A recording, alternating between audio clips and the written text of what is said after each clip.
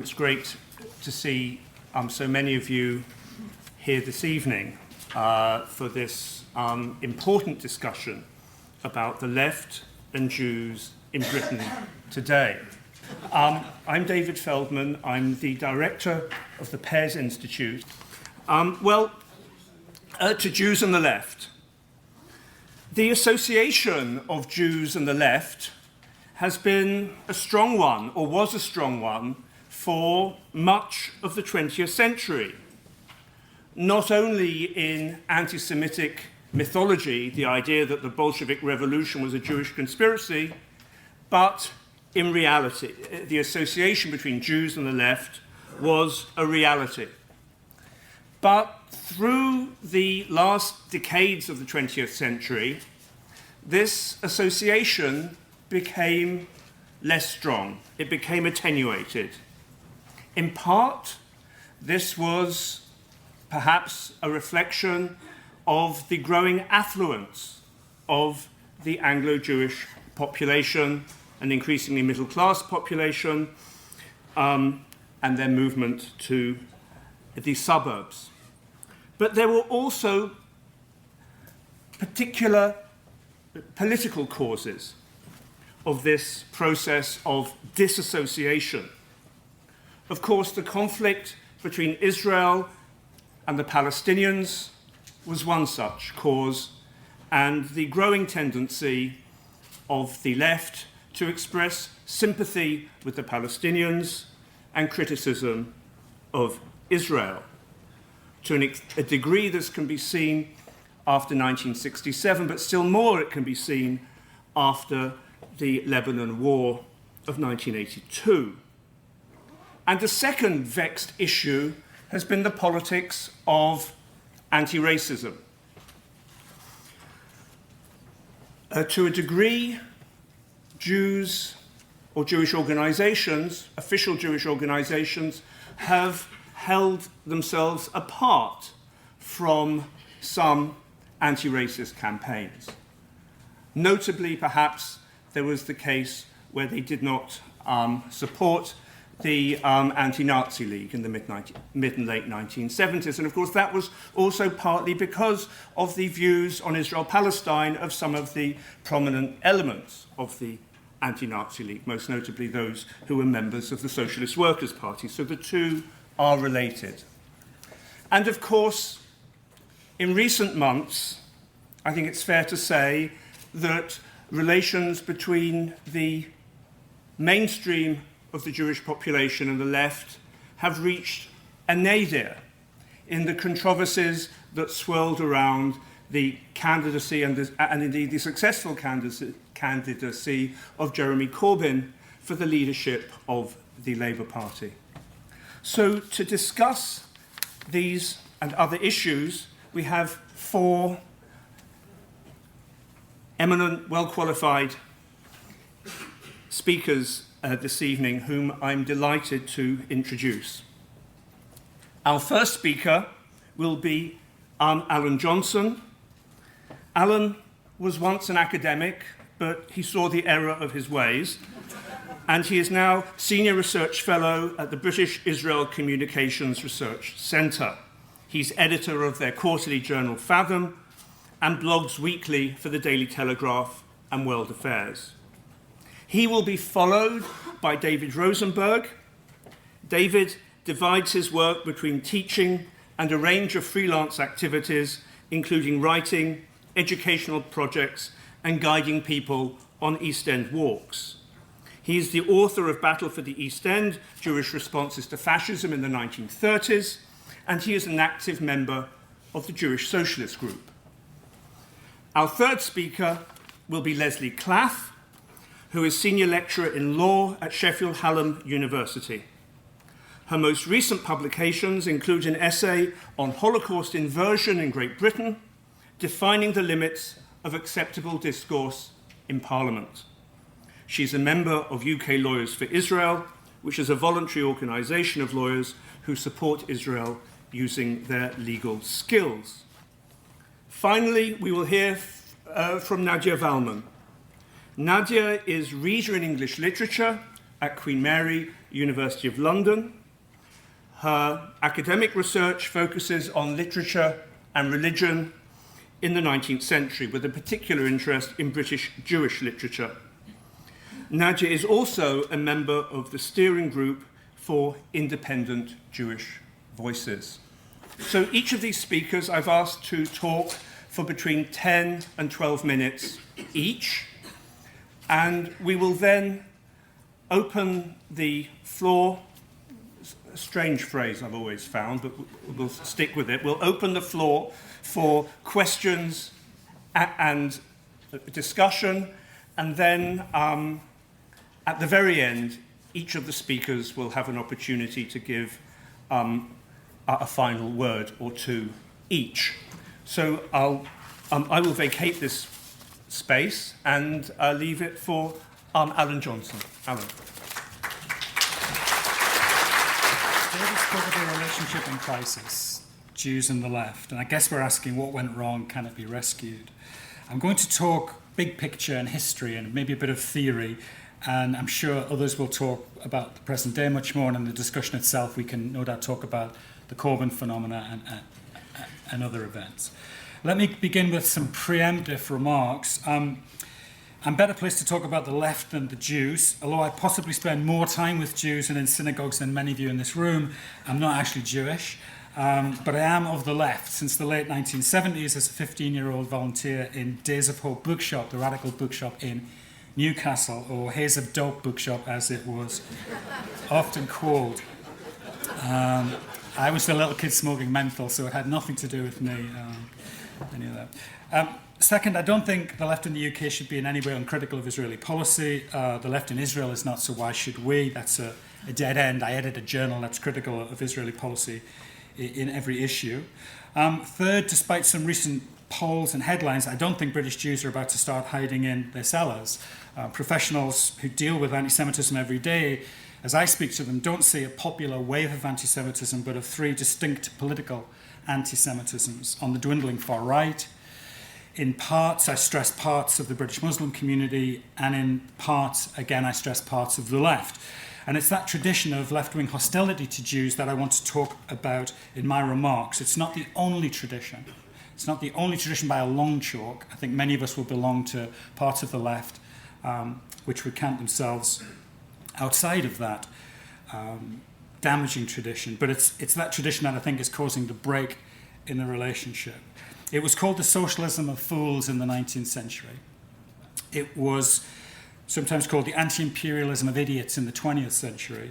And it takes the form of a wild, demented, unhinged form of anti-Zionism, not criticism of Israeli policy, in the 21st century. So let's remind ourselves that this is a tradition. A bit of a quiz to begin with. Who said this?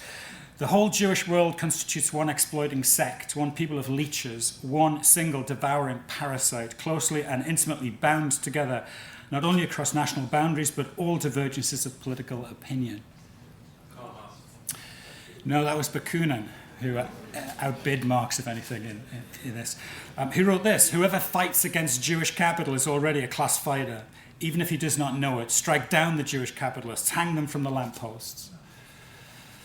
That was Ruth Fischer, a communist, leading figure in the German CP in the early 1920s, who said this: whenever there's trouble in Europe, whenever rumours of war circulate and men's minds are distraught with fear of change and calamity, you can be sure that a hook-nosed Rothschild is at his games somewhere near the region of the disturbances. No, that was an editorial in the Labour Leader, organ of the Independent Labour Party in 1891. So I could go on all evening, but I won't, trust me.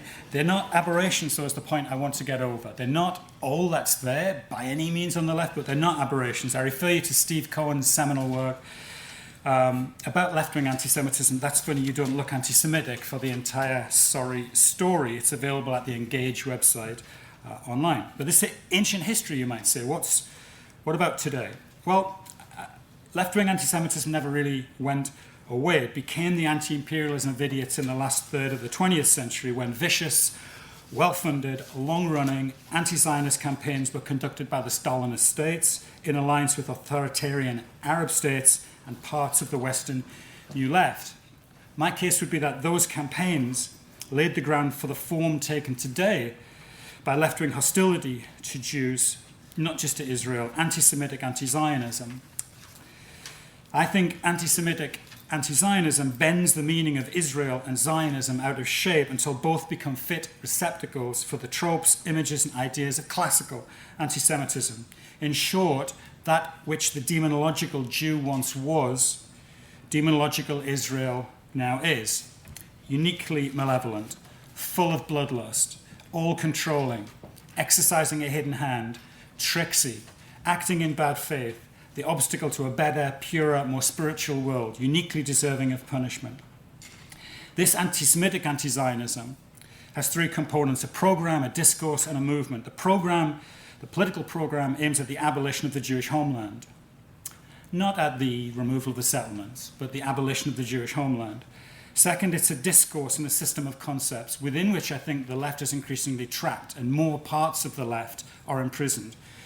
The prison bars are made up of ideas such as Zionism is racism, Israel is a settler colonialist state which ethnically cleansed the indigenous people, went on to build an apartheid state, and is now engaged in an incremental genocide against the Palestinians. There is Holocaust inversion.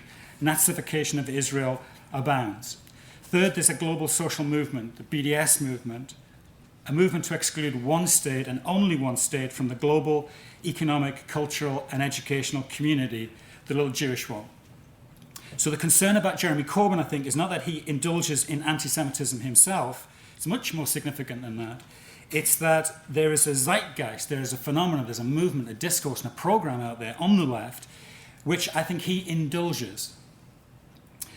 If it doesn't come wearing a uniform and speaking German, he doesn't really seem able to rouse himself and see plain anti-Semitism, although today we have to acknowledge he criticised some recent comments by the awful Gerald Kaufman MP, which is good to see. But Corbyn defended the anti-Semitic Palestinian Islamist Raad Salah, even though Salah's vile Jew hatred was a matter of public record, hell, a matter of court records, come to that. The rest of the left could barely rouse themselves to object to Raad Salah either. Mehdi Hassan, political editor of The New Statesman at the time, said criticism of Salah was an example of, quote, lazy and simplistic demonization of Muslims. In some ways, today's a bit of a springtime for anti-Semitic anti-Zionism. Tom Poland compares the IDF to the SS. A left-wing Church of England vicar, Stephen Sizer, links to an article that says the Jews did 9/11, and he would prove it if they didn't. A left-wing comedian, Alexei Sale, jokes that Israel's the Jimmy Savile of the nations. A left-leaning peer and would-be Corbynista, Jenny Tong, demands an inquiry into whether the rescue mission sent by Israel to Haiti had a secret agenda of harvesting organs for Jews in Israel. I'm not saying they did, she says, but the question needs to be asked. We have trade unions breaking links with Israel and only Israel. We have left-wing protesters shouting down the Israeli theatre troupe at the Globe and only the Israeli group. What can we say about all these examples? Each is of the left, broadly defined. Each is intellectual, broadly defined in a Gramscian sense of a brain worker. None of them are skinheads, not even Alexei Sale. Each claim emerges from a system of concepts.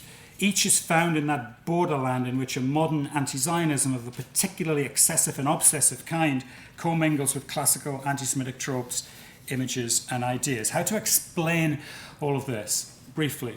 The occupation is a big part of it. And I speak personally now, I'm not speaking for BICOM or for anyone else. The occupation is a big part of it.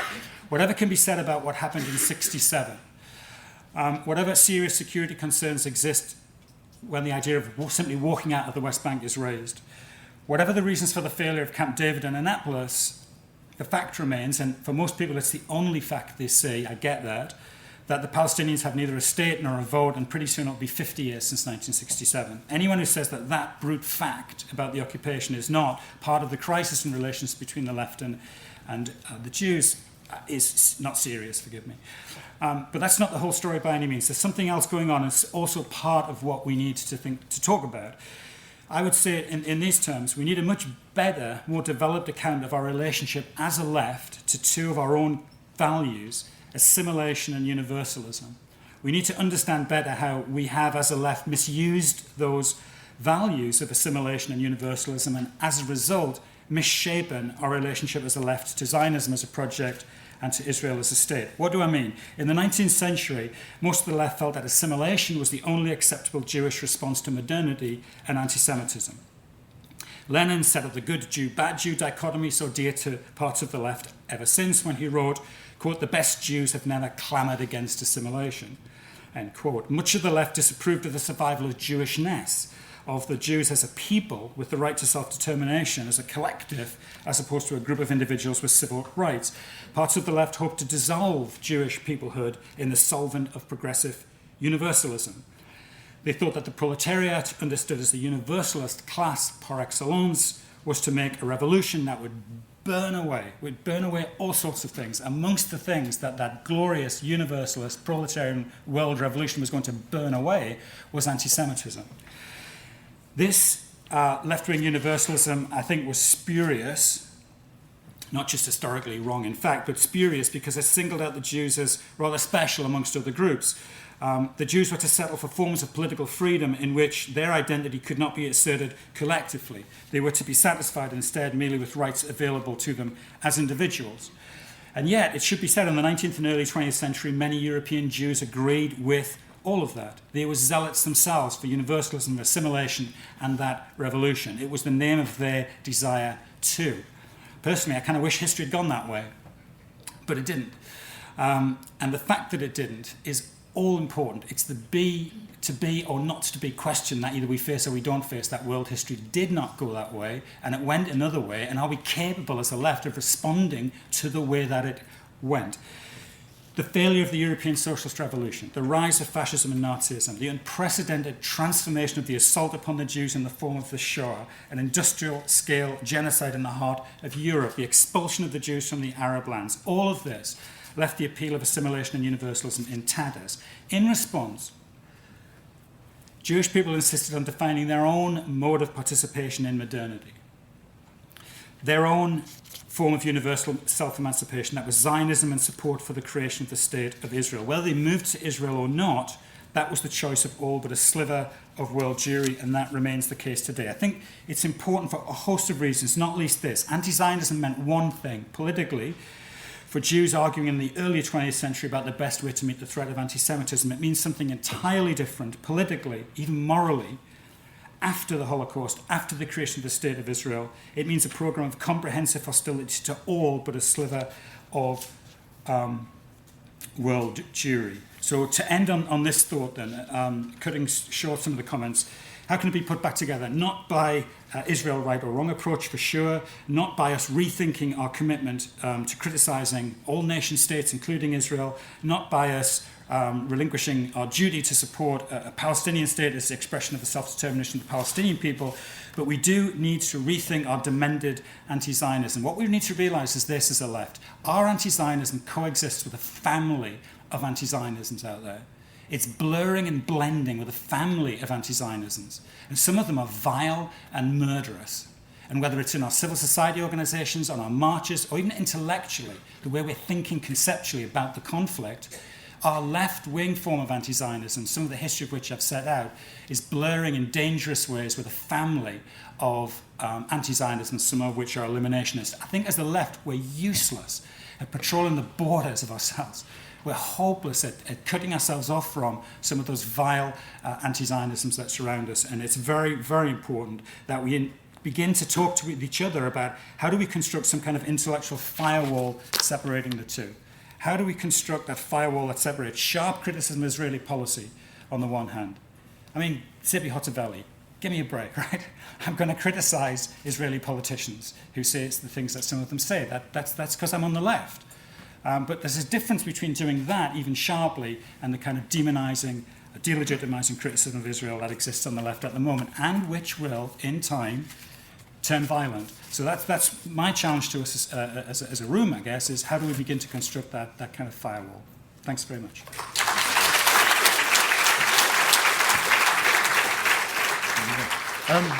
Hello, very pleased to be here. 2 weeks ago, around 80 socialists gathered for the funeral of a Jewish socialist group member, Charlie Pottins.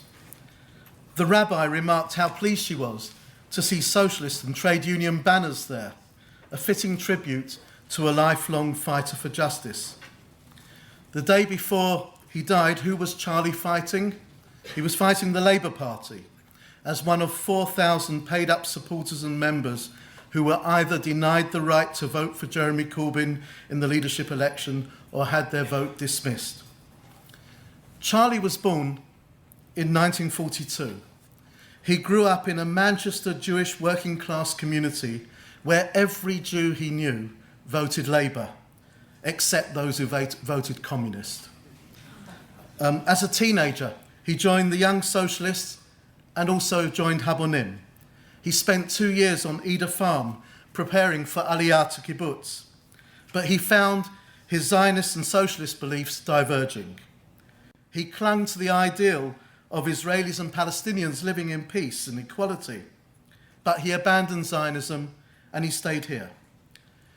In 1979, in his late 30s, 2 unrelated experiences, a few days apart, prompted him to involve himself in Jewish politics again and join a Jewish organisation. The National Front and British movement, neo-Nazis, were becoming a large and menacing street force, mainly targeting Asian and Afro-Caribbean communities. A combative anti-fascist movement challenged them, and Charlie was part of that. They challenged them through propaganda and physically. Charlie watched a TV news report about one particularly heavy clash, and he heard a man called Jacob Gewirtz of the Board of Deputies declare that as far as the Jewish community was concerned, the Jewish community, the left were as bad as the right, effectively bracketing those who were preventing fascists from invading immigrant areas with the Holocaust deniers, people who petrol bomb mosques, those who daub swastikas on Jewish graves. And Charlie was really incensed by what he heard Gewirtz say. A few days later, he finds himself at a lecture of the Jewish Historical Society. There was an angry exchange after the speaker made a remark supportive of Yiddish. One very irate audience member, who also turned out to be on the Board of Deputies Defence Committee, shouted, "Who speaks Yiddish today? Only Bundists like the Jewish Socialist Group are interested in Yiddish." Charlie had never heard of our group, but that made him curious. And he joined, and he found a group of Jews already challenging the Jewish establishment on several grounds, mobilising Jews in anti-fascist activities alongside other minorities, offering an alternative perspective on Israel, Palestine, Zionism, and working with other socialists for a more equal society. Now, we all know that the world that Charlie grew up in has changed. There are fewer working class Jews.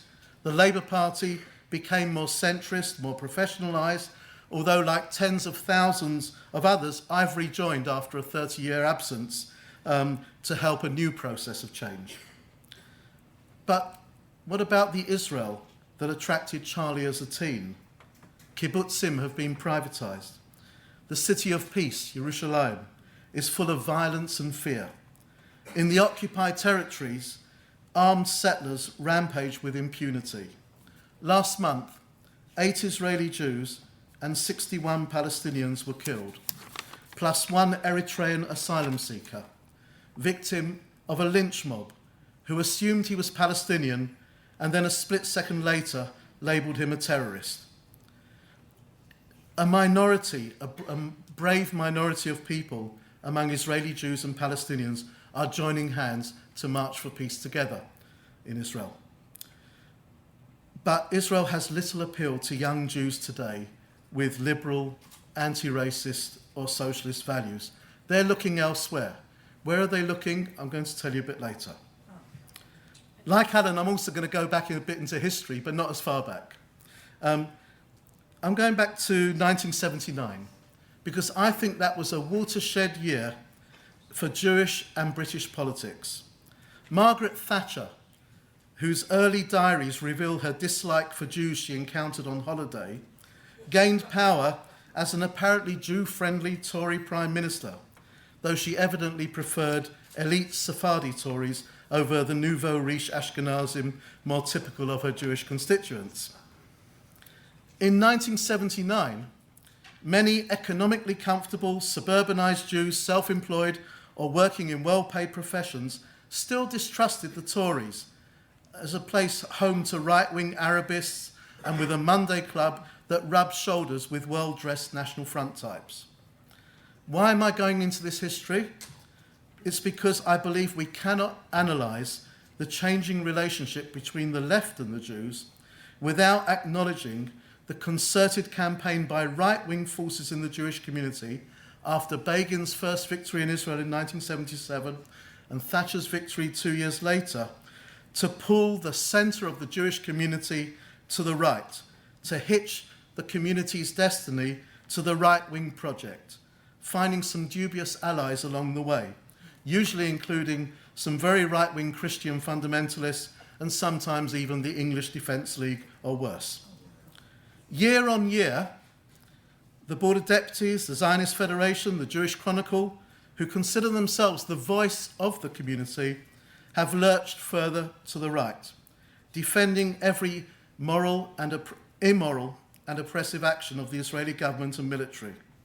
They've simultaneously engaged in a deliberate demonization of the left, painting left-wing critics of Israel as anti-Semites or friends of anti-Semites. A small minority of left-wing individuals and groups make it easier for them by crude analyses, intemperate and insensitive statements, and some outrageous comments, as with Gerald Kaufman recently talking about Jewish money. On the internet, the debates get really overheated and, as Alan talks about, unhinged. Yeah? But in meeting rooms and in newspapers and journals, most socialists and trade unionists I encounter argue their case against Israeli government policies and present their critique of Zionism calmly, rationally, and convincingly. That demonization of the Jewish left, of the left by the Jewish right reached a peak recently in the smears, allegations, and innuendo that was thrown at Jeremy Corbyn. And Jeremy Corbyn, for decades, one of the most committed MPs in the fight against racism and fascism, a champion of migrants and refugees, and a strong proponent of Britain as a multicultural society. And in speeches at Palestine rallies, Corbyn has been a vocal supporter of Israeli peace activists, but an opponent of Zionism and a campaigner against the occupation.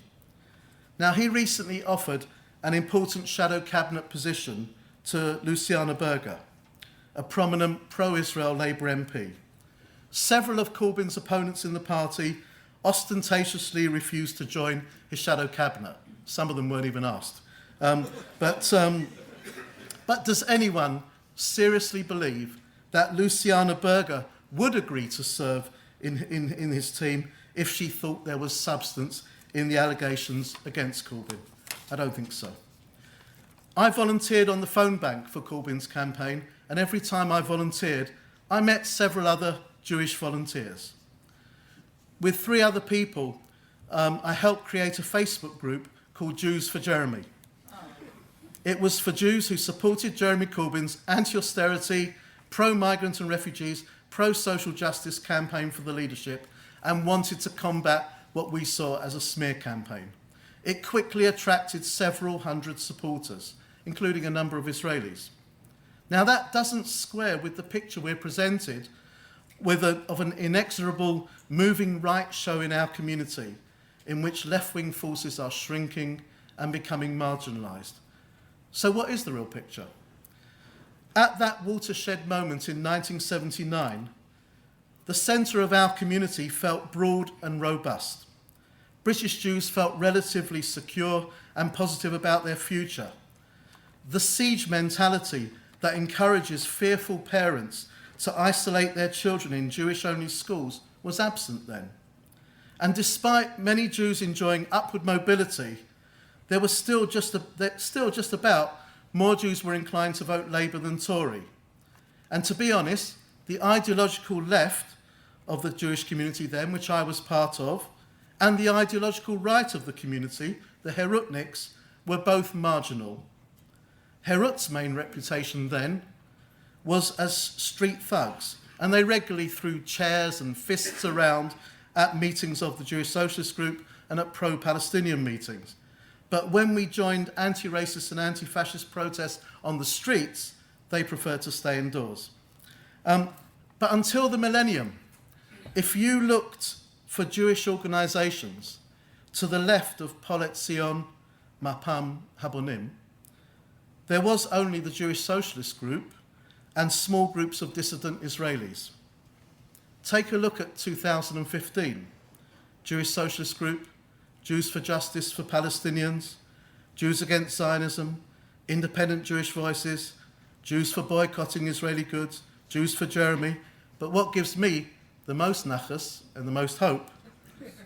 Young Jewish Left and Judas. These last two comprise people in their 20s and early 30s, mainly brought up in mainstream Jewish and Zionist households. And despite the right-wing propaganda in our community, despite the demonization of socialists, despite the attempts to link the left with anti-Semitism, they have reached their own radical left-wing conclusions about who they are and what they believe in. They go to Calais to support refugees. They march alongside Palestinians against war in Gaza with placards saying "not in our name." They hold banners outside Zionist Federation events saying Haskalah, not Hasbara. The Young Jewish Left Facebook page has 725 members. Many of them engage in daily debates on issues affecting our community. The centre of our Jewish community is slowly hollowing out, and I think people are shifting towards the radical left and towards the radical right. It's a greater polarisation going on. I'm all for scrutinising the relationship of the left and the Jews, but I want to end on a recent incident that I think indicates the urgency of starting to look at the pernicious influence of the right wing of our community. 2 weeks ago, at a prominent event, a well-known figure made a Holocaust revisionist speech. Those individuals and organisations in our community, so quick to denounce Jeremy Corbyn and his supporters as anti-Semites, lost their tongues. There was a shocking silence. The speaker who played down Hitler's role in the Holocaust was Benjamin Netanyahu, and he's only just now retracted. But why was there the silence, and what does it tell us? Thank you.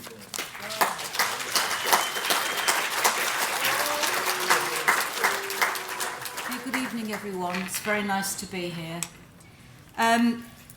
So the topic is the left and the Jews in Britain today, and as Alan said, when I refer to the left, I'm using that term broadly defined. Obviously, it doesn't include everybody on the left, but it's broadly defined. Relations between Jews and the left in Britain have indeed turned sour, especially since the election of Jeremy Corbyn as leader of the Labour Party. This is a shame because there's a natural affinity between the left and Jews in terms of the ideals they are committed to. Ideals of equality, of opposition to injustice, of opposition to racism. This is why Jews have traditionally been drawn to organisations and movements on the left. The reason for the estrangement is the climate of anti-Semitism on the British left. There's always been a particularly leftist anti-Semitism, such as the identification of Jews with a sinister and predatory capitalism. But the majority of today's left anti-Semitism manifests itself in staunch opposition to Israel and Zionism. It's as if every act hostile to Israel and Zionism is an affirmation of progressive political values.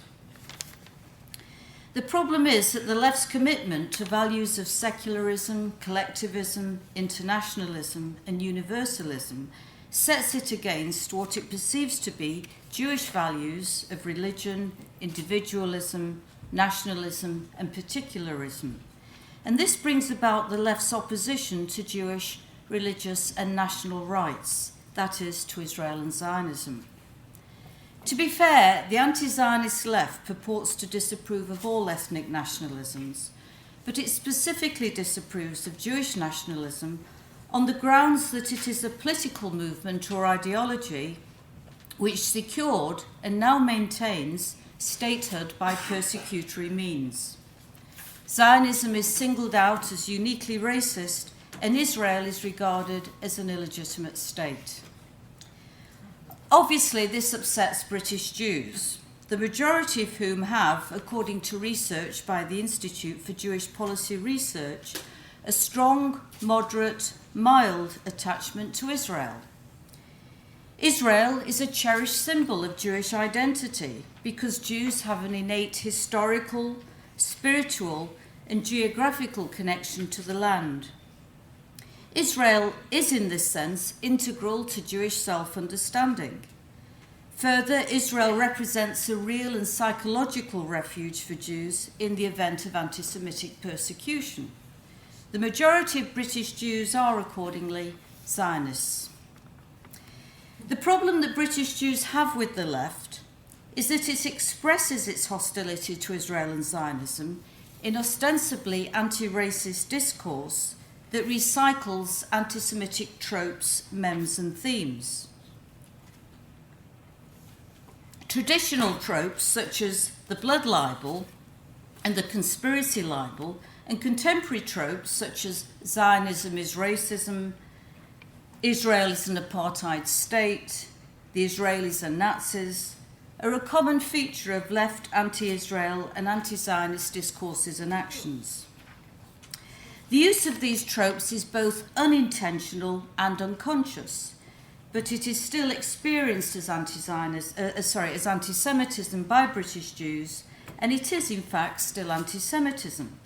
Anti-Semitism does not require either self-consciousness or intent on the part of the actor. Many of these tropes featured prominently in Soviet anti-Semitic polemic during the 1970s and the 1960s as well, and have become particularly popular with the left since the 2001 UN Conference Against Racism in Durban accused Israel of the 5 cardinal sins against human rights: apartheid, racism, ethnic cleansing, attempted genocide, and crimes against humanity. It's not just the quality of left hostility to Israel and Zionism that upsets British Jews, it's also the quantity. The left gives disproportionate attention to the Israel-Palestine conflict, and this is experienced by Jews as anti-Semitic. This is because anti-Semitism has always constructed Jews as being at the centre of all that is wrong with the world. And left opposition to Israel and Zionism similarly constructs both as being at the centre of global importance. Another problem British Jews have with the left is that it refuses to acknowledge its own anti-Semitism, even when it is pointed out, advancing instead an anti-racist rhetoric that purports to abhor anti-Semitism. Now, there's nothing disingenuous about this. The left really does believe it opposes bigotry and that anti-Semitism is the exclusive domain of the right. And further, the left tends to associate anti-Semitism with state-sponsored genocide, with the Holocaust, and to believe that Europe has transcended its anti-Semitic past with the defeat of fascism and the rise of the European Union and the European Convention on Human Rights. The left's conviction in its own ability to be anti-Semitic results in its refusal to engage in any self-scrutiny or self-examination, and to accuse those who raise the issue of anti-Semitism of doing so in bad faith, merely to prevent Israel from being criticised. And suggests that the very idea of a new anti-Semitism is a Jewish nationalist overreaction to justified criticism of Israel. Similarly, Corbyn dismissed Jewish concerns about his associations with anti-Semites and anti-Semitic organisations during his leadership campaign as a bad faith attempt to smear him in order to harm his anti-austerity campaign, rather than understand that they were expressions of genuine concern about anti-Semitism. These responses demonstrate disregard for Jewish concerns about anti-Semitism and they also involve anti-Semitic ways of thinking. And this widens the gulf between British Jews and the left. Yet another problem for British Jews is the left's willingness to excuse anti-Semitism on the part of others on the grounds that it is an understandable reaction to Israel's perceived crimes. In fact, the recasting of Israel and Zionism as a cause of anti-Semitism, rather than as a Jewish response to it, is, according to writer Ben Cohen, a specifically leftist contribution to anti-Semitic doctrine. The late Professor Norman Jerris referred to this phenomenon as, quote, alibi anti-Semitism.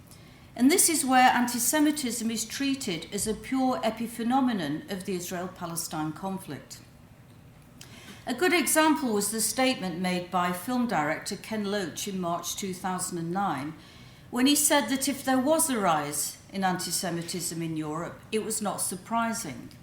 I quote him, he said, "It is perfectly understandable because Israel feeds feelings of anti-Semitism," unquote. By understandable, Loach meant excusable. The left has even excused the current spate of stabbings in Israel as an understandable response by Palestinians to their ongoing humiliation.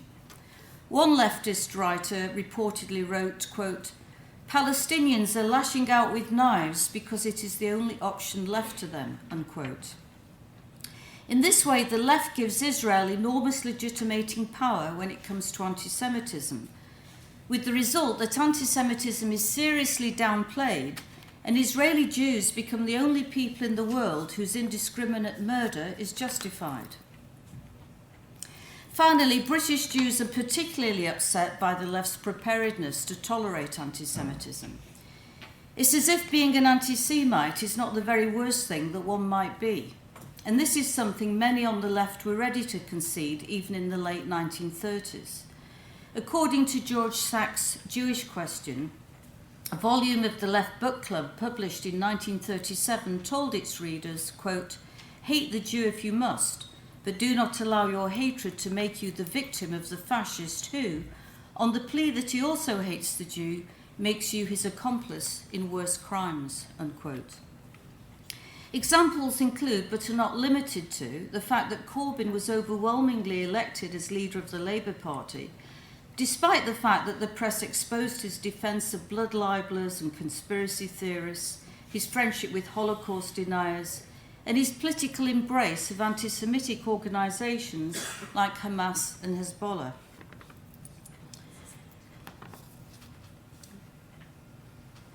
And the fact that the Labour Party did not take, they have just taken some action, but the Labour Party did not take any action over anti-Semitic comments made by Gerald Kaufman in the talk he presented in Parliament on October the 27th, until prompted to do so by the Board of Deputies, the Jewish Leadership Council, the Community Security Trust, a petition signed by 1,000 grassroots activists, and a letter sent by the All-Party Parliamentary Group against anti-Semitism. As you know, probably know, I don't know how widely it's been reported in the press, but it's been reported in the Jewish Chronicle, that Kaufman told members of the Palestine Return Centre that Jewish money had bought the silence of the Conservative government with respect to Israel's crimes, and that the Israeli government had fabricated more than half of the recent stabbings in order to justify the execution of innocent Palestinians. Two other Labour MPs who were present at the meeting, Shadow Justice Minister Andy Slaughter and former Labour MP for Battersea Martin Linton, tolerated Kaufman's comments by applauding him. These are just some of the reasons for the estrangement between the left and Jews in Britain today. As a way forward, there needs to be some willingness on the part of the left, and probably a good place to start would be with the Labour Party, to listen to Jewish concerns about its constitutive anti-Semitism with an open mind and to respond to them. As a preliminary step, the left will need to accept that Israel's conduct alone is not enough to explain the content and the intensity of its hostility towards Israel and Zionism. It will also need to recognise that anti-Semitism can exist in discourse and actions that are opposed to Israel and Zionism, even where intentional and self-conscious anti-Semitism is absent. And it will further need to be prepared to engage in some self-examination. If the left is genuinely committed to anti-racism, it should be willing to take these steps. Okay, thank you.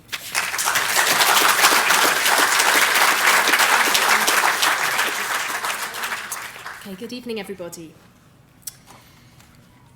In a small upstairs room in Belsize Park, a young man is addressing a meeting of elderly Jews.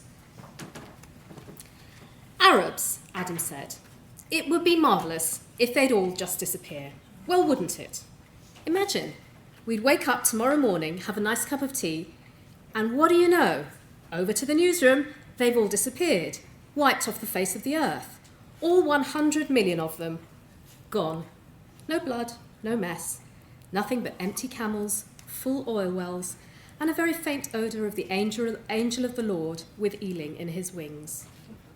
This time, the Lord's really done things properly. No messing about with just the firstborn this time. This time, it's the whole bloody lot, 1-2. Jehovah's the one, we'd say, wouldn't we? He's the lad, all right. Just the striker we were looking for to give us some much-needed punch in the 6-yard box. A deadly finisher, old Jehovah, wouldn't you say, Brian? When it comes to final solutions, there are no final solutions like the Lord's. Bang, that's it. Frankly, Brian, I'm not the man to gloat, but where's your much-fancied Allah now? The old maestro silenced his critics. His team has won 3 big ones in a row, and I'd say Zion was definitely theirs to keep after a performance like this, wouldn't you? Well, I'll go to the quiz mode now. Can anyone name that tune? No? Ah, absolutely. Well done. Okay. Frederick Raphael, 1976. The Glittering Prizes, a highly successful novel and TV series by the British Jewish writer Frederick Raphael. What might also surprise is that this novel begins and is framed by a scene in which Adam Morris, this same central character who speaks these highly ironic words to the elderly Jews in Hampstead, he remembers a formative moment from his youth when he attempted to challenge a casually anti-Semitic sermon preached in the chapel of his public school in the early 1950s. For Raphael, evidently, this incident exemplifies the establishment complacency that is about to be confronted by the 60s generation of which Morris is a part. But it also presages Morris's special role in this novel as the only member of his cohort to retain his moral compass in a world of boundless opportunity and shallow commercialism. Morris carries a copy of the famous picture of the child in the Warsaw Ghetto with his hands raised in horror and surrender. It reminds him of his alternative destiny, and it keeps him wary and alienated. So for this figure of the left-wing intellectual, as for Raphael himself, Jewish history crucially informs a politics of dissent, which extends both to standing up to the structures of power and prejudice embedded in the British establishment, and speaking out on British Jewry's similar conformity to establishment values of social conservatism and ethnic tribalism.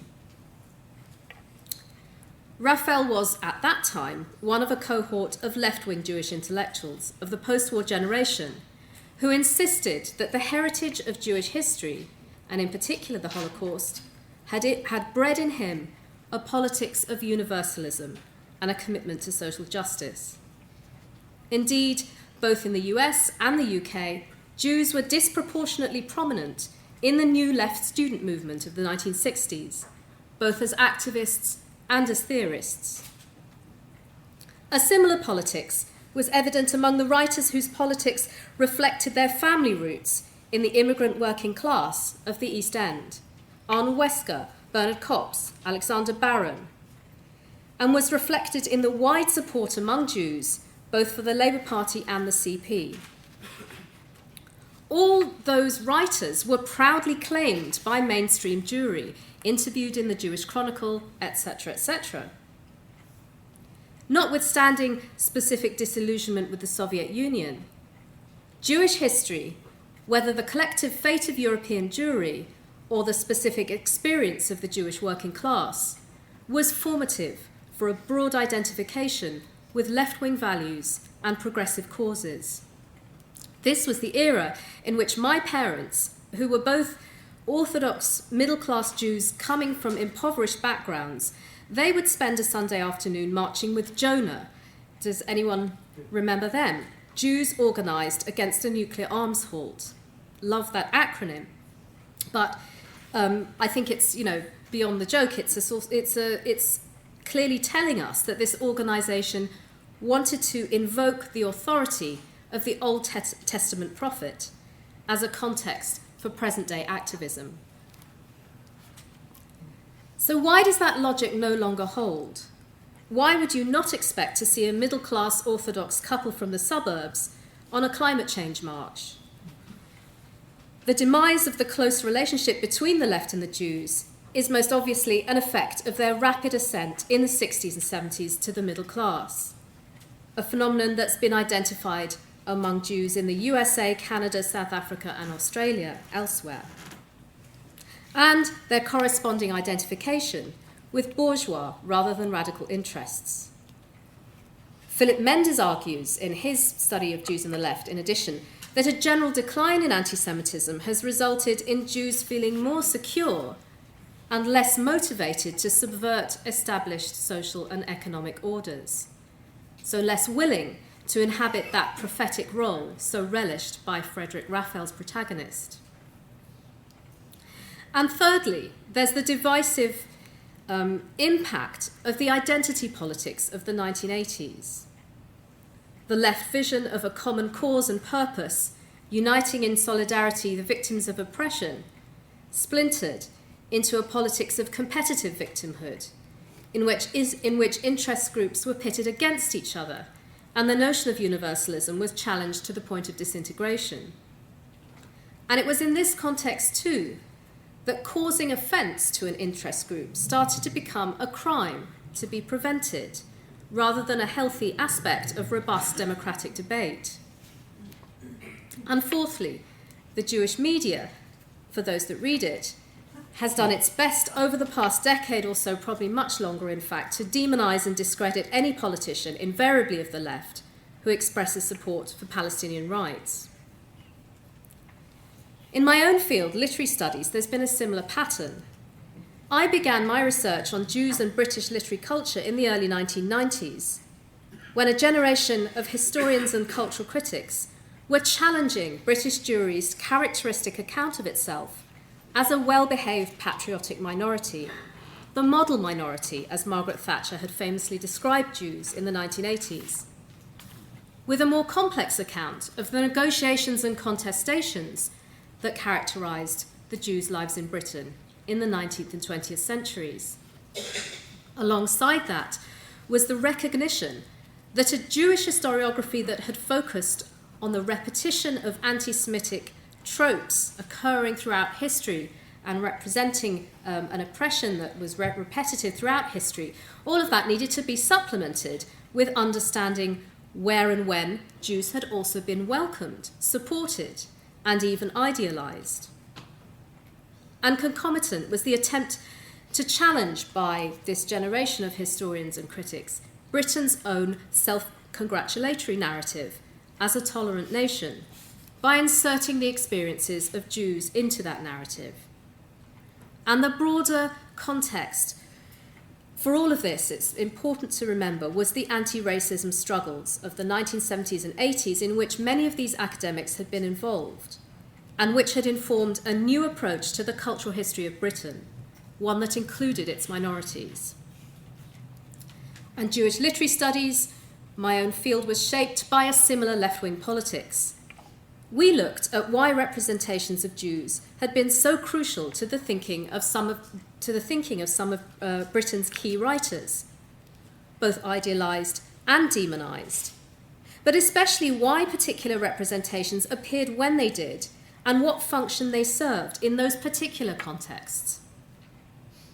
What's evident to me in a number of recent publications and research projects, however, is the wish to go back to a historiography that focuses exclusively on anti-Semitism, and also seeks to establish it as a pattern manifesting across time, up to the present.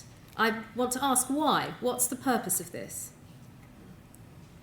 Such an approach fails to recognise the difference between the 1970s, when scholars were struggling to diversify dominant accounts of British history and literature, and today, when that aim has largely been achieved. Studying representations of Jews in the 1980s happened in the context of a universalist principle of understanding the cultural function of otherness in particular times and places. In the 2010s, it's narrowed to become the history of the oppression, past and continuing, of one interest group. Where are we now? In some ways, the alliance of Jews and the left has never really gone away, but it's become buried, invisibilized in some ways, in the mainstream. A 2010 JPR poll, for example, indicated that a majority of British Jews espouse more left-wing values than they are prepared to admit publicly, particularly with regard to disagreeing with Israeli government policy.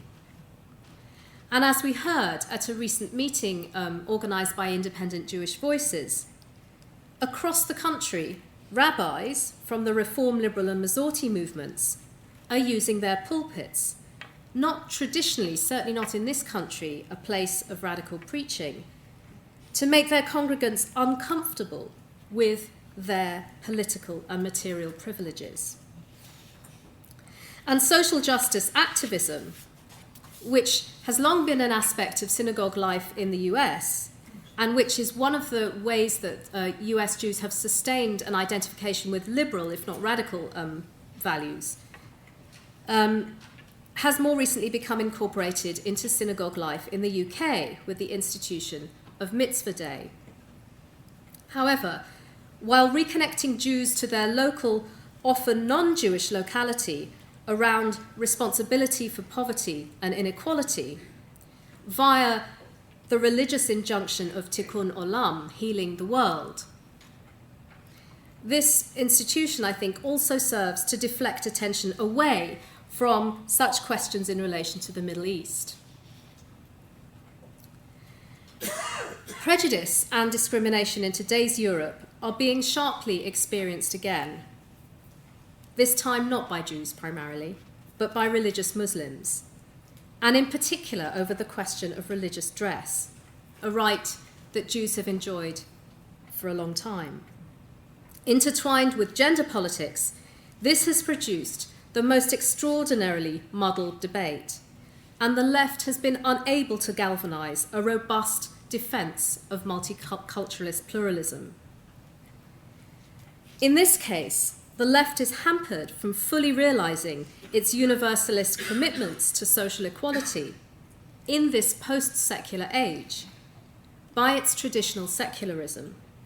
And here, I think Jews could and should have much to contribute. Thank you.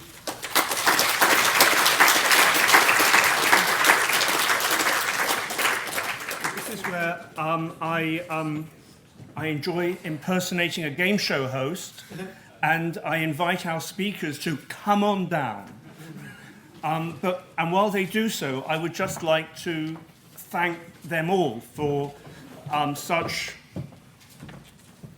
cogent and powerful presentations. I would like to imagine that I had planned that we'd have two sort of large overviews and two more combative presentations, and I'm sure that's what I intended, but I'm very glad that that's how it worked out.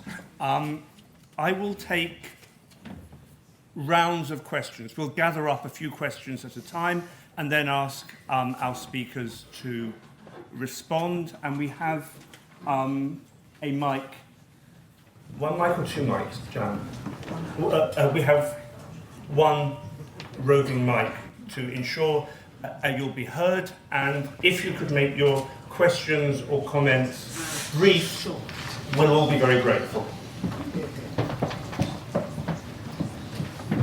Jan, there's a lady with her hand up.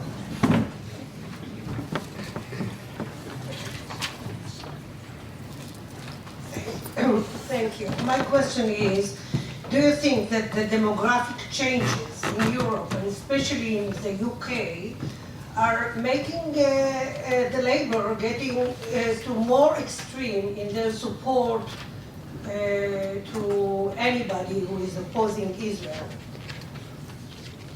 Thank you. There's a gentleman on the corner there. Good evening. Could the panellists comment on social media, anti-Semitism and the left's lack of reaction? We use social media every day. We can find examples of it, and yet we can't actually see a pushback. And the gentleman just along from you. Hi, specifically to David Rosenberg. Netanyahu mentioned Husseini, which was the Palestinian leader of the left, or not the left, I mean they're really right wing. He actually went and met Hitler on the 28th of the 11th, 1941. The Wannsee Conference happened on the 20th of the 1st, 1942. You don't find any similarity to the connection with that. And secondly, the Hamas Charter specifically calls for the murder of the Jews. You don't actually feel that possibly the Jews have a little bit of a worry about the left wing's blind support of Hamas when they are calling for the genocide of the Jews, because that's what they're actually calling for. Thank you. And there's a gentleman just in the centre of the second row. I wanted to make a comment, is that okay? Absolutely. My name is Jonathan Silverman. I'm a worker, trade unionist. I'm also the Communist League candidate for the Mayor of London. I wanted to say a couple of things. Number one, it's evident that Jew hatred is on the rise. I don't believe this is a British question. I think it's an international question. And secondly, I think that you see we are all Hezbollah, we are all Hamas on legitimate demonstrations opposing the Gaza war, Israel's Gaza war and so on. But these are organizations, these are river to the sea organizations, that's what they are. They want to, and so on. Where does this come from? Where does the weakness of come from? I don't think it comes from anything other than Stalinism, which overturned the defense of anti-Semitism, of opposition to Jew hatred, which is endemic to Karl Marx, to Lenin. Under the Bolshevik Revolution, there was a flowering of cultural production in Hebrew and Yiddish, for example. It was crushed by Stalin in the show trials in Moscow in the 1930s, in the Doctor's Plot, in things like that. And I think it's worth in pointing out that there is an alternative within the communist movement internationally today that reknits the communist continuity with Marx, Lenin and Trotsky, which is what is happening in Cuba, where there is a defense of the Jewish community. Could you cut it briefly, please? You're going on. Okay. You're taking other people's time. I understand, but it's very difficult. I know, but you have to try. Okay. Thank you. But I just think that Fidel Castro's article in The Atlantic, the interview with Fidel Castro, was tremendously important and should be read by everybody. Thank you. We'll take more rounds of questions. We'll come back to people in the audience. I'll just ask our panellists to respond briefly to any of that they want to, or you can pass and come back later. Alan?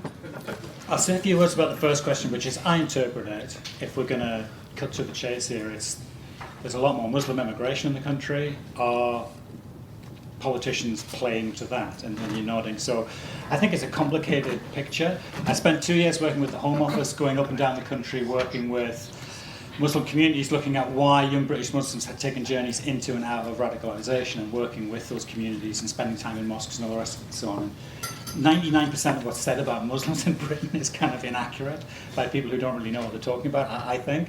But I think the picture is really complicated.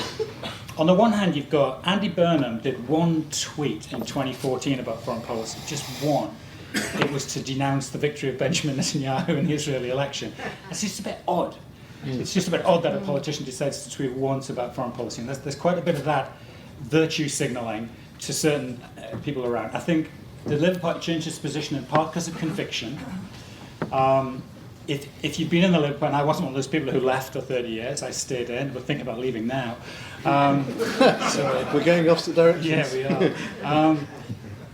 It's, in the Labour Party, the Palestinians have had a very good operation for many, many years, fringe meetings, they've taken ideas seriously, they've taken the membership seriously, and they've argued their case. I think the pro-Israel side of the debate, so to speak, has not done that. So partly it's conviction. I think partly it was Ed Miliband's disastrous 35% strategy, which, like a block of Lego bricks, was supposed to build up segments of the electorate to get to 35% and he'd sneak into power and so on, and like a 1-0 away win.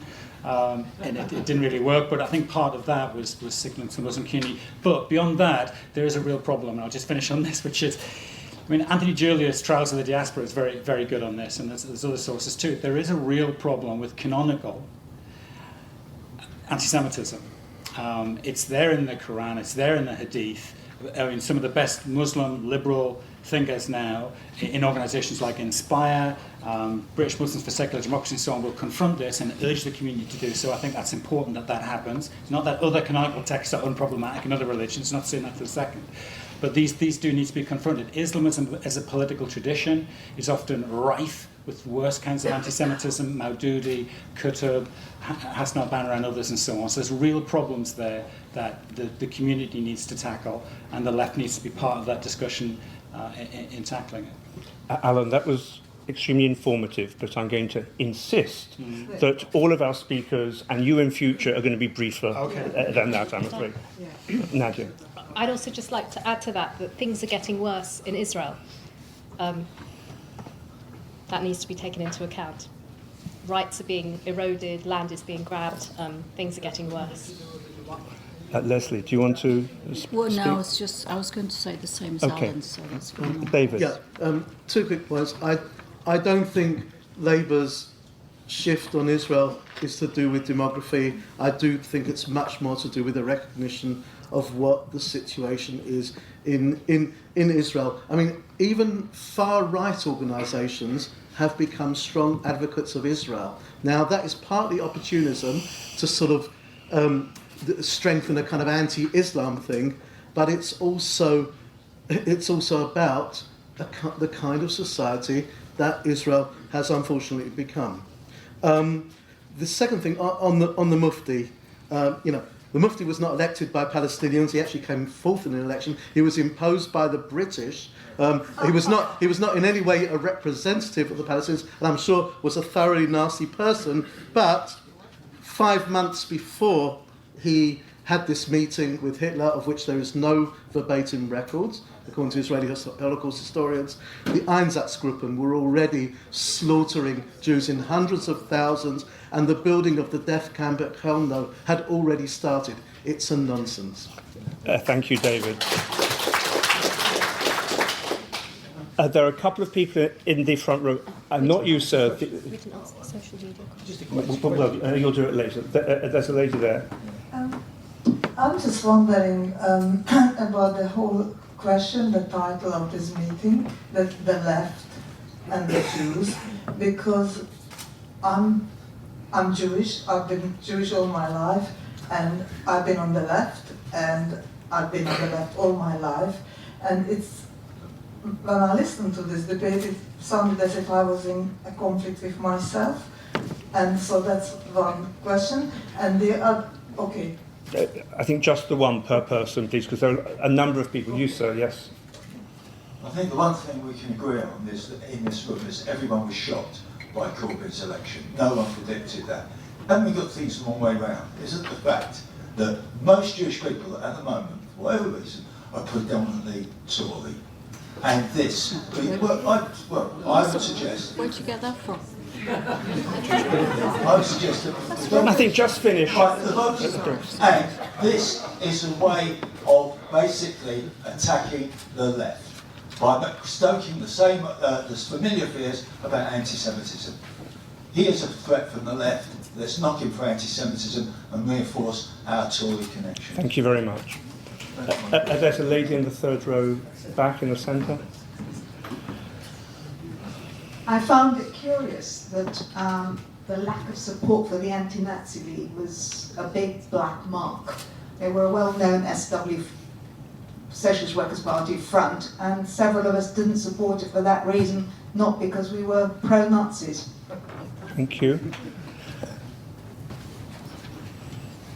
What about particularly Jewish left-wing people who are anti-Zionist? I was in the Zionist youth movement with Tony Judd. I didn't go that way, and I'm wondering why he did, and lots of my other friends did too. Thank you. And there's a gentleman further back on the right-hand side. I'd like to hear David Rosenberg answer Alan Johnson's point about how the left doesn't police that firewall sufficiently well. The left doesn't deal with blatant anti-Semitism and Holocaust denial. They march alongside some of these people, and Jeremy Corbyn has, at times shared platforms with them. But equally, I'd like to hear Alan Johnson and perhaps Leslie Claff answer the question about the way the Jewish Chronicle has basically turned into a kind of pro-Israel propaganda supplement to the Daily Mail. Yeah. It's it really does. And that's pushing things and pushing propaganda and pushing the community. And also the question that David Rosenberg and others have raised, that sometimes the pro-Israel supporters do cry wolf about anti-Semitism to shut down criticism of Israel. Just as sometimes people on the left don't acknowledge real anti-Semitism when it's there. I'd like to hear you both deal with that. Thank you very much. Just one last one there, and then we'll come back to the panellists. Yes, I'd like to talk about Jeremy Corbyn for a moment. I've worked quite closely with him. I sat on a panel during Holocaust Memorial Week in Islington Town Hall months before anyone, least of all him, had any idea of what lay in store for him. I have to say, and I have no political, I'm a Holocaust historian, I have no political affiliation whatsoever. I voted for every party over the last 35 years. I found Jeremy Corbyn to be unswervingly committed to human rights and the pursuit of social justice everywhere. Unquestionable, without question, he has sympathy for the Palestinian cause. It's part of his sympathy for the underdog in every conceivable situation. He's a staunch supporter of Amnesty International, and I'm an Amnesty speaker now. And I have found that some of Leslie Claff's comments, she talks about his political embrace of anti-Semites. He believes in talking to everyone. He is not a supporter of Hamas. He's not a supporter of Holocaust denial, but he does believe in speaking to everyone. Finally, a point on the Holocaust. Someone mentioned Holocaust inversion. Everybody abuses the Holocaust. Everyone dances unacceptably on the graves of the Jewish dead, whether it's Netanyahu's, and thank you, David, for remembering what I taught you. It's Ronnie Landon.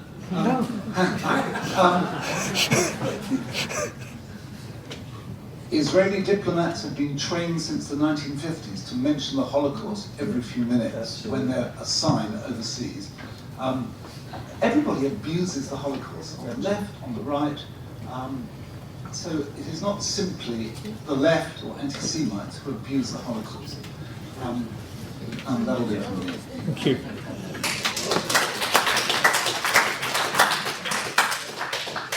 I think we'll just take a last one or two and then bring it back to the panel because I think time is getting close. So if we take that gentleman at the back and then the gentleman closer to the front. I'd just like to say that if you leave Israel out of the equation, it must be time politics, left, right, British media, realise that the biggest problem is the Arab world. Israel does have its own problems, but it's about time to focus us away from the Jewish state. There's a gentleman with his hand up now, and then there's a lady behind you, and then we really will end the comment and questions. A very quick comment, if I may, on Mr. Rosenberg's comment of 1979 being a watershed. I will just mention that Margaret Thatcher had 4 very prominent Jewish cabinet ministers and had particular regard for Lord Jacobowitz, and indeed ennobled him. So the idea that 1979 was a watershed for the worse is not necessarily correct from that point of view, may I suggest. Thank you. And lastly, there's a lady in the black dress with her hand up. Thank you. My name is Olivandra Prokbe. I'm a trade unionist, and I was actually talking about going to this meeting with some workmates in the factory where I work today. And we were discussing how it's a life and death question for the labour movement to oppose anti-Semitism no matter where it comes from or in what form it comes. And I think this is important because character of some of the activities on the left in bourgeois politics today, including the boycott and divestment campaign, becomes increasingly part of a deepening pattern of Jew baiting and anti-Semitism in the middle-class left worldwide, and it should be opposed. And this includes historical references like to apartheid or to Zionism, which more and more just means Jew. And but I think there is a different tradition in the labor movement, which includes, and just lastly, if I may, which includes the writings of a young Jew, Abraham Leon, who was an activist in the underground factory committees in Belgium in the war, and including publishing a paper, Worker and Soldier, trying to get through to the German soldiers. Anyway, he ended his life in Auschwitz, but he wrote a fascinating book, The Jewish Question, about the roots of anti-Semitism and how it is used in times of deep social and moral political crisis by rulers to try to deflect blame from the system. And if you're interested in this book, I've got several copies with me. Thank you. Panelists to respond briefly to any of those points that they want, and to make any final remarks. But I shall be more ruthless than I was before over time. Alan. Excuse me. A couple of minutes. A couple of minutes. Actually, does someone else want to go first? Yeah. Let's start at the other end. Yeah, okay. I just want to, there's so many points. I'll respond to 2 of them and then just a couple of final comments. The anti-Corbyn campaign, one of the things that I found fairly shocking in that was the way that a number of right-wing Jewish bodies and individuals embraced the Daily Mail attack on Corbyn. And this is the Daily Mail who in 2013 used anti-Semitism against Ed Miliband. Yeah, they attacked Ed Miliband by saying his East European refugee father wasn't loyal enough, wasn't grateful enough to the country that received him. There was the alliances that went on against Corbyn. Some of those were indeed very shocking. To go back to the Anti-Nazi League, I remember that time extremely well because it was a very contested period in the Jewish community. The Board of Deputies and various organisations of that were trying to tell Jews don't have anything to do with them. Individual members of the board, like Jeffrey Alderman, and Jeffrey Alderman is no left-winger these days, yeah? He was a little bit more to the left then, was among a number of Jews who were saying, no, this is precisely where Jews should be, in solidarity with other minorities, in solidarity with Asian and African Caribbean minorities against a really huge threat to all of us, the National Front. And the Anti-Nazi League, it had Socialist Workers' Party people right at the middle of it. It also had Labour Party people. It had trade unionists. It had a number of... And I remember being on the march from Trafalgar Square on that first big demo. The Jewish Socialist Group was marching with Mapam, a socialist Zionist organisation, as part of that demonstration. Last comment I'd like to say is that I think that sense of Britain, that Jews in Britain have an involvement historically in progressive struggles, against injustice. I think we all share that on the panel, that view. I think that's something that we abandon at our peril. I think our most natural allies are among other minorities who are striving for a positive, democratic, multicultural society and who are combating who are fighting for social justice and equality. We're a diverse community. There's a clash of interest in the community. I have nothing in common with Jewish MPs like Oliver Letwin or Michael Fabricant, yeah? But I still believe that most Jews will benefit from a society that lives by the values that are essentially left-wing values. And if there are problems between Jews and sections of the left, we have to face those openly and honestly, but I think we have to do it without abandoning our basic kinship with those values.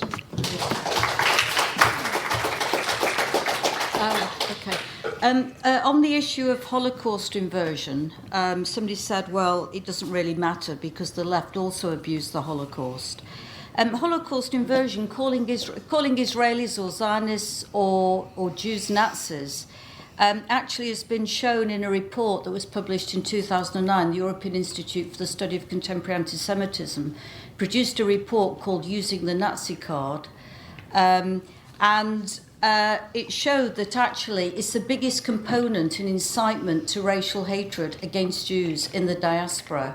And the idea that Israel also abuses the Holocaust or uses it to justify its existence or the policies of the IDF or whatever is actually classed as another trope. It's called secondary anti-Semitism. There's a lot of anti-Semitism that's resulting from the Holocaust. On the issue of anti-Zionist Jews, there are plenty of anti-Zionist Jews. There are plenty of anti-Zionist Jews who also replicate anti-Semitic tropes when they criticise Israel. And by the way, I'm not saying you can't criticise Israel. It's perfectly fine to criticise Israel as long as one doesn't fall into the trap of replicating traditional stereotypes and attitudes and more contemporary ones as well about Jews and about Israel, which are not correct.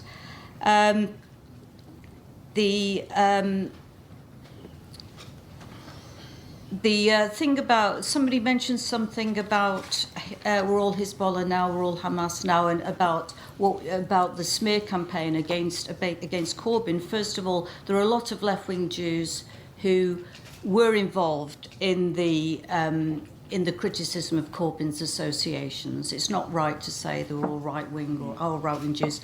There are plenty of left-wing Jews in this room, including who were opposed to Corbyn because of his association with Holocaust deniers, Hezbollah and Hamas.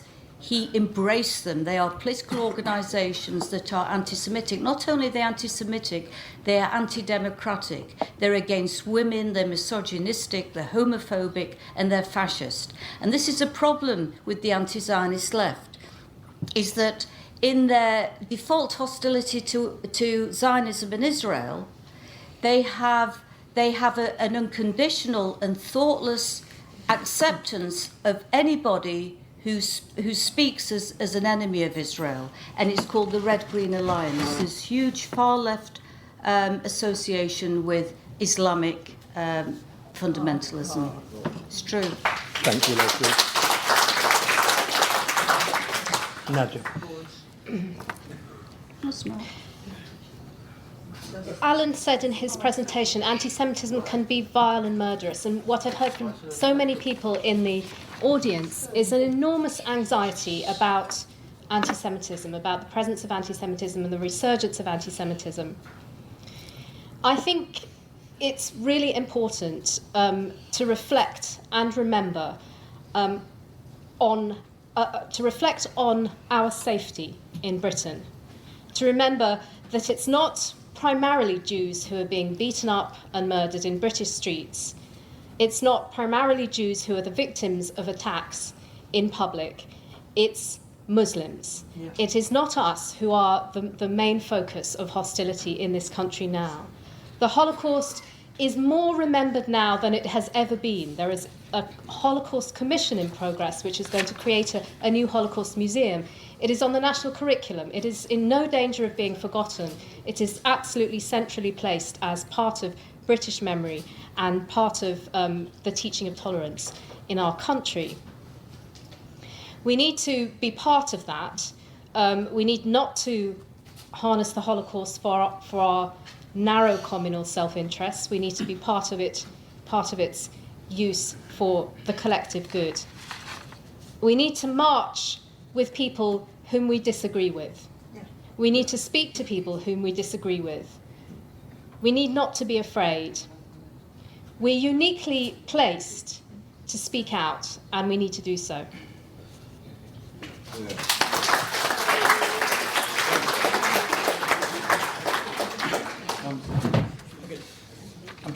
I'm thinking, what are the differences here? And they're not differences of history, most of which we've shared, actually, being in the same rooms and same conferences and so on. They're not differences of values either, really, I think.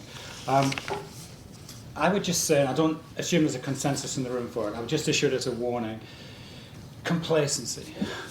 Again and again, I hear from the contributions and from some of the comments and questions and so on, a complacency which I've just warned people against. So, for example, David started to talk at the beginning about Charlie Potton's, and it was a very warm story about this lovely man and so on.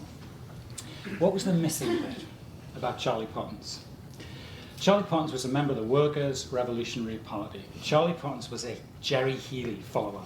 The Workers' Revolutionary Party supported the banning of Jewish societies, student Jewish societies on campuses in the 80s. That was why I cut my teeth politically, opposing Charlie Potton's and the WRP, who wanted to ban JSOCs on campuses.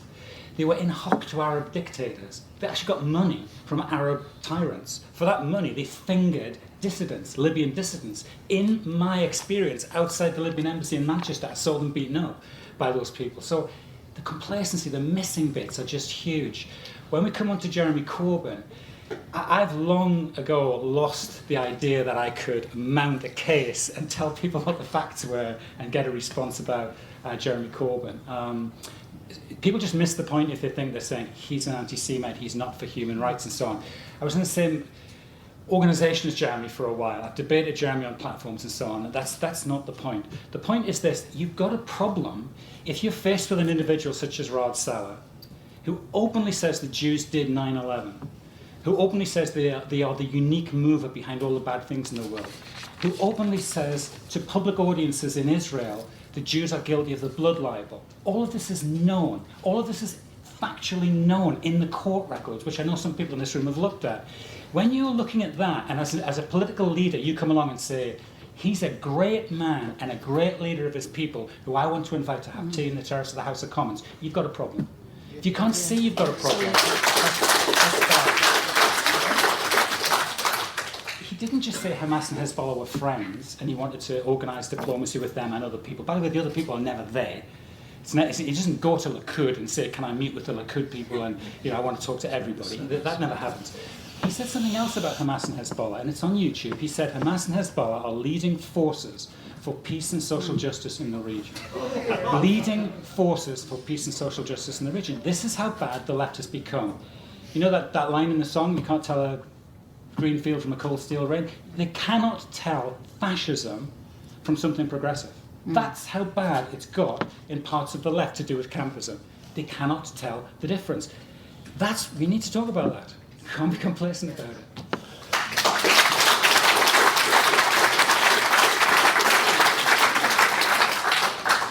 I would like to thank all of you, first of all, for coming and listening intensely. Those of you who asked questions and made comments, I particularly like to thank you. But above all, I'd like to thank our speakers for taking part in an evening which, as far as I'm concerned at least, has created a little heat, but has also spread quite a lot of light. Thank you very much indeed.